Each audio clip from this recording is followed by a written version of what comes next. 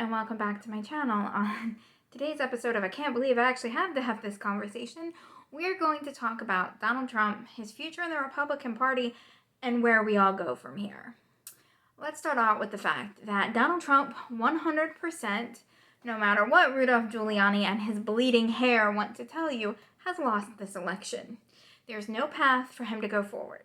There is no path for him to get to 270. There's no path to the Supreme Court. There is no path through the House of Representatives. States are already certifying their votes. He will have the Electoral College. He will be our next president. Now that we've gotten that out of the way, he still has the approval of 95% of the Republican Party. That is why the Republican Party is still bending over backwards to placate him, which in itself is alarmingly disturbing, but that's the reason.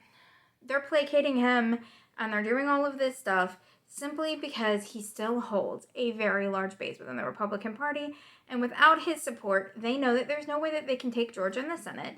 They know that there's absolutely no way that they can move forward in any way, shape, or form. He has a stranglehold on the Republican Party. So what is he going to do with that stranglehold? There are a couple options. There are rumors that he will be running in 2024 for his comeback tour to beat Biden, to be better than ever, to be the underdog again, where he thinks that he can win. There's a couple issues with this. He's going to be really, really old. Yes, I know Biden is really, really old, but I only think the reason Biden ran this late was because of the fact that Trump was the current president. But he's going to be really, really old. He's going to be bogged down by financial issues. He's $300 million in debt with Deutsche Bank. He owes money to foreign entities. He still owns campaign money. He's going to be boggled down by the massive amount of debt that he has. And that will probably keep him from being able to run in 2024. So if he's not going to run, then what is he going to do? Well, there are a couple of things. He's talking about, or behind the scenes talking about, acquiring the news channel Newsmax or OAN, One American News Source. Both, by the way, are not reputable news sources.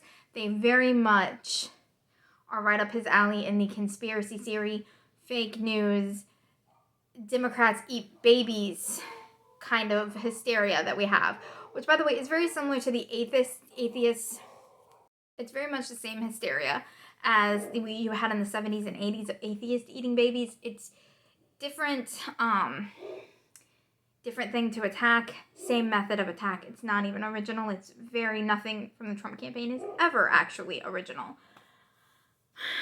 So he's going to probably try to acquire a news source, which means that we're going to still have to spend our time debunking and dealing with whatever conspiracy theory he wants to throw out and traffic in at any given time, because he's never going to concede, by the way. Never, ever going to concede. He cannot admit when he's lost. He cannot admit that the majority of Americans do not like him. That's just fact. That is just a very simple fact. He's also going to be dealing with the Southern District of New York. The Southern District of New York wants him for fraud and tax evasion and all sorts of other things. So he's going to have to be dealing with them legally, and I'm not even sure if he has the money or the legal resources to even deal with what's going to be happening in the Southern District of New York. So his whole future completely and totally relies on him successfully being able to either acquire OAN or Newsmax or build a news station of his own. I don't think he has the money for it, so I think he's going to try and just slap his name on one of those two news organizations and use his name as kind of like a licensing right, which he's very, very well known for doing, to try and add some legitimacy to two of the worst news sites on the planet. So, will he run again? Probably not. Will he still be a thorn in our side for the next 10 years?